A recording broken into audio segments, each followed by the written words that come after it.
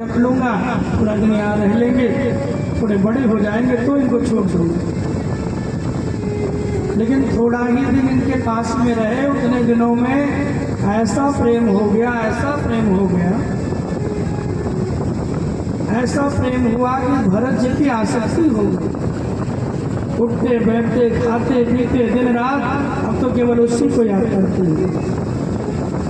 धीरे धीरे समय बीता तो एक दिन हिरणों का झुंड आया और वो हिरण का बच्चा बड़ा हो गया तो झुंड के साथ में चला गया। और जब झुंड के साथ में गया तो भरत जी लौट के आए, उसको ढूंढने लगे कुटिया में, यहाँ वहाँ सब जगह, लेकिन जब कहीं नहीं मिला तो व्याकुल हो गए। अब ना भूख लगती है, ना प्यास लगती है, भोजन छोड़ा, जल छोड़ा, सारा भजन छूट गया, नियम छूट गया। दिन रात उसी बच्चे का ध्यान करने लगे। उस हिरण के बच्चे में ऐसा मन लगा रहा, ऐसा मन लगा रहा कि इनका प्राणांत हो गया।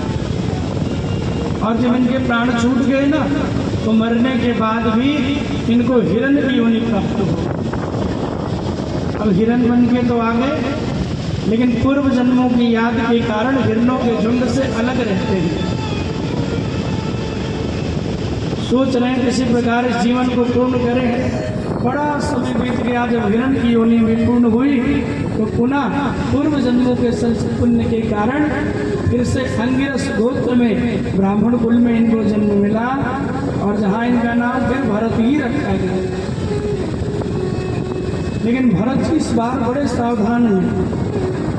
इस बार घर परिवार सब छोड़ दिया, लेकिन कोई आश्रय नहीं लिया, कोई कुटिया नहीं बनाई, किसी से प्रेम नहीं हुआ, अकेले भ्रमण करते रहते हैं। एक दिन राजा रघुगण की पालकी जा रही थी। पालकी में 4 लोग राजा को उठा के ले जा रहे थे, लेकिन एक कहार बीमार हो गया, पालकी को नीचे रख दिया। बोले भैया कोई हो तो खिलाओ। कौन मिले तो घूम रहे थे भरत जी महाराज, यही मिल गए। भरत जी मिल गए तो कहा भैया क्यों हमारे राजा की पालकी में लगोगे? बोले क्यों नहीं लगेंगे। भरत जी को लाया, पालकी में जोड़ दिया, मोटे तगड़े थे तो इनको आगे लगा दिया। बोले ज्यादा जोर होगा तो आगे इनको खड़ा कर। इसलिए कोई जीव जंतु देख ले तो कूद जाते हैं। हम राजा को पालकी में उठाए हैं तो 4 लोग लेके चल रहे हैं। एक लोग जब कूद जाए तो राजा का सर उसे पालकी में टकरा जाए। 1 बार कूदे, 2 बार कूदे,